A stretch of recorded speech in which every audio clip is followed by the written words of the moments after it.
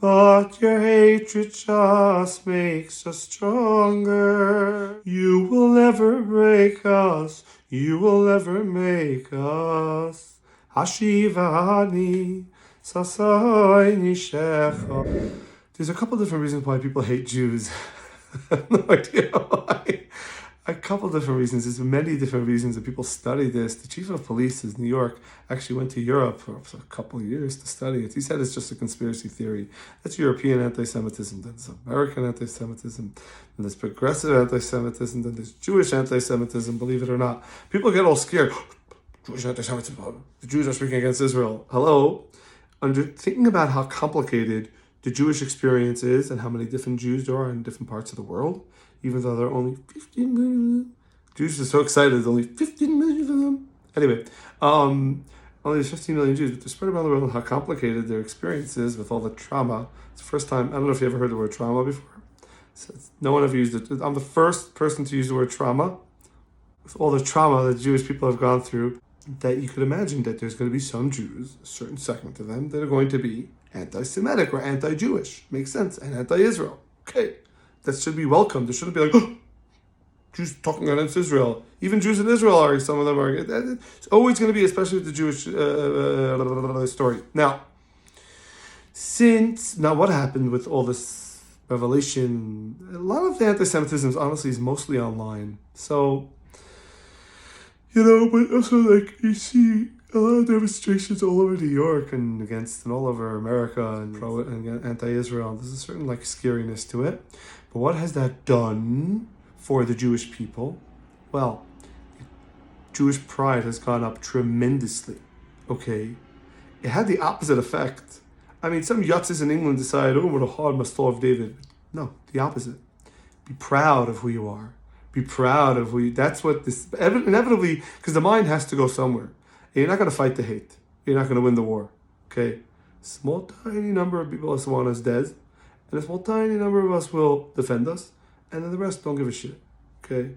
And this latest thing that happened in Israel is a proof of that. Where they talk about it in the way, et cetera, and then the denial about what happened. So there's either denial or excusing or whatever. It's just nasty. But what have been the positive effects? There's never been Jewish unity that there's been now. The most unified they've been in a really long time. There's also a lot of Jewish pride. And after this is going to be a whole new appreciation for what it means to be Jewish. It's not going to have that effect that the anti-Semites want to have.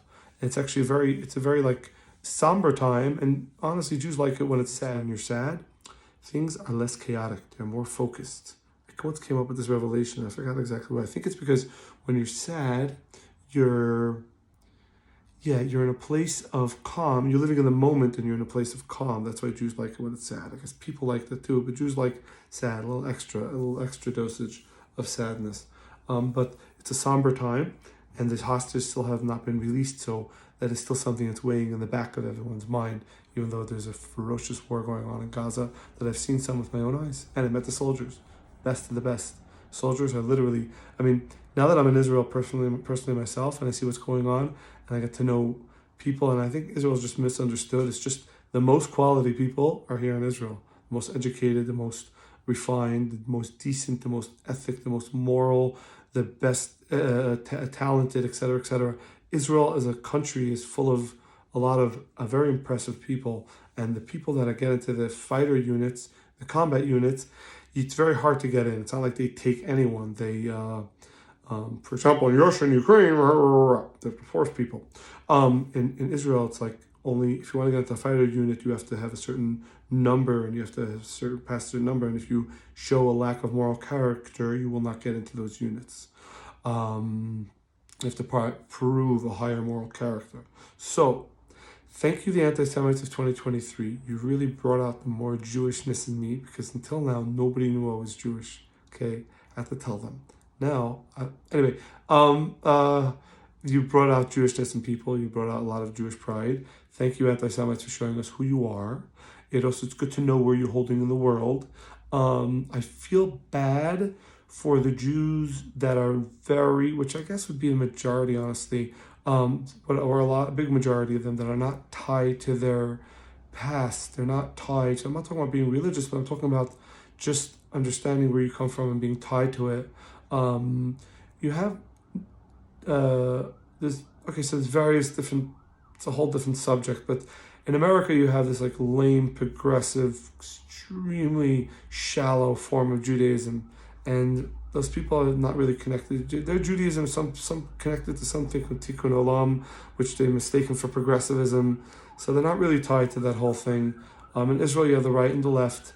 The right is more tied, and the left is actually very frustrated because they feel like the right took away their connection with what their own. Because by the end of the day, you do come from somewhere, whether you're Jewish or any other religion or anything. You do have a past, and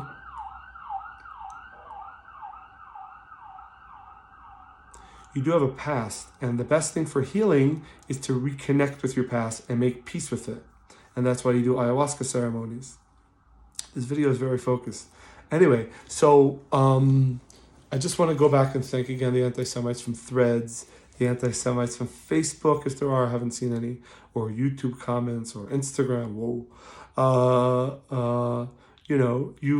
yes, in the beginning, we try to fight back and fight anti-Semitism, whatever. It's just pushes for more Jewish pride and more Jewish babies and families and creation and light and stuff, because that's the only direction you can go. The mind has to go somewhere. You can't be like, get hated on. Other people get hated on, they talk about it for 75 years and they make that their whole thing. Now, Jews have done that, but not really. Like they whined and complained about it, depending on different sectors of the Jewish communities that have done that more or less. Secular American Jews have done that a lot. They boringly made the Holocaust about being Jewish without whatever. Anyway, there's been a lot of rebuilding and a lot of pushing for the past 70, 80 years.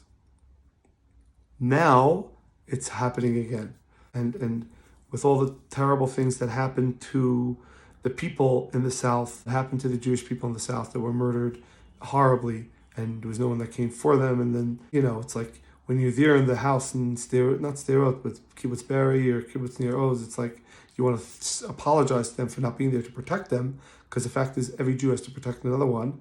That's what it comes down to. But then you promise that on their ashes and on their death, there will be rebuilding, and there'll be more light. Because that's always the Jewish story.